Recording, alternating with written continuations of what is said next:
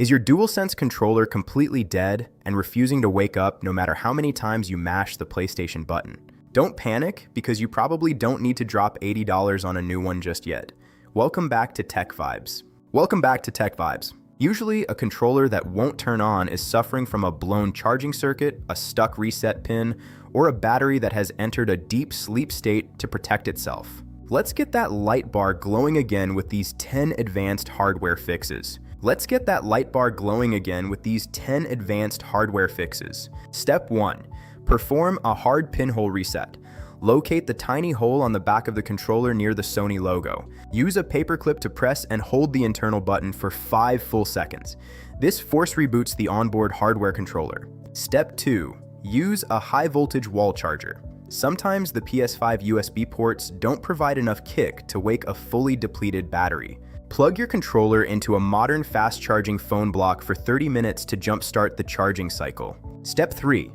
Inspect the USB-C port for lint or debris. Grab a toothpick and a flashlight to check the charging port. Even a tiny amount of pocket lint can prevent the pins from making contact and delivering power to the battery. Step 4. Swap your charging cable.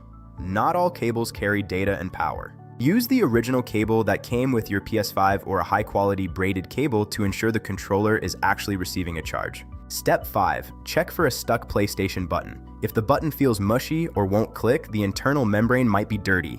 Use a drop of isopropyl alcohol on a cotton swab around the edge of the button to break up any sticky residue. Step 6. Test the front and back USB ports on your console. The front port on the PS5 is known to fail more often than the rear ones. Plug your controller into the back ports to see if the hardware handshake finally triggers. Step 7. Reseat the internal battery connection. If you are comfortable opening the case, pop the back shell and ensure the white battery plug is firmly seated into the motherboard.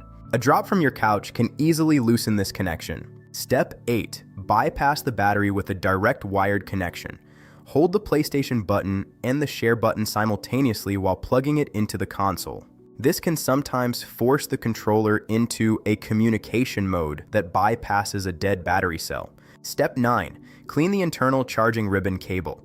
If you have the controller open, look for the thin orange ribbon connecting the USB port to the main board. Ensure it hasn't wiggled loose or become oxidized over time. Step 10.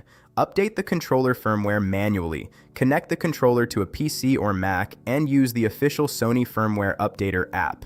Sometimes a software crash at the hardware level prevents the controller from acknowledging the power button. For a quick bonus tip, try using a charging dock instead of the USB port. The charging docks use the copper click-in pins at the bottom of the controller, which often work even if your top USB-C port is completely fried. If you face any difficulty with these hardware steps or the internal reset, please leave a comment below. I am staying active on this video and I will reply within 1 hour to help you troubleshoot. If this video brought your controller back to life, make sure to like, share, and subscribe to Tech Vibes. You've got this, and you'll be back in the game in no time.